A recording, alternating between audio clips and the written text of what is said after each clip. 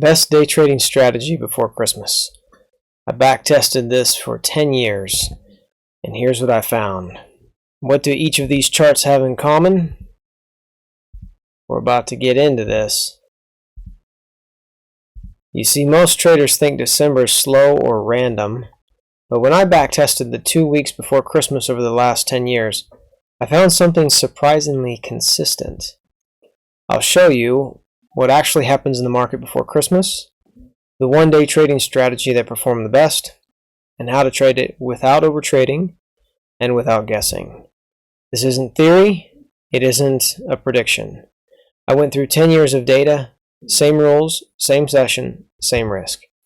If you're someone who struggles with patience, overtrading, or forcing setups late in the year, this video will help you simplify. The market behaves differently before Christmas.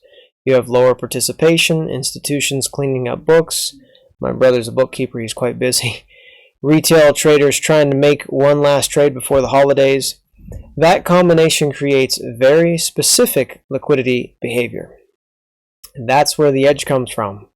Not every day, but when it shows up, it's clean. Here's exactly what I tested. The last 10 trading days before Christmas, only one session per day, only one setup, one trade max, fixed risk and fixed stop rules. No curve fitting, no adding indicators after the fact. It either worked or it didn't. Okay? The strategy is simple. We're looking for price sweeps, a clear high or low, and that sweep happens during a low participation moment. Price fails to continue and snaps back into the range. Entry is taken after confirmation, not at the sweep itself. Gotta have that confirmation. Gotta have it. This is not about predicting reversals, okay? This is about waiting for liquidity to be taken and rejected.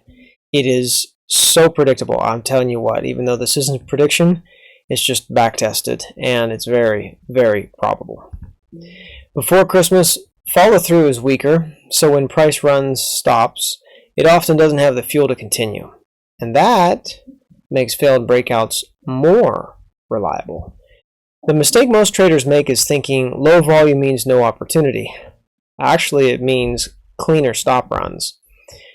Here's what surprised me. The win rate was higher than normal, the average drawdown was lower, and the biggest losses actually came from taking more than one trade.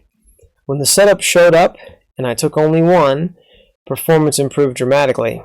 That alone is a huge lesson. Most traders mess this up by trading every day instead of only when the sweep is obvious. Enter during the sweep, not after the rejection.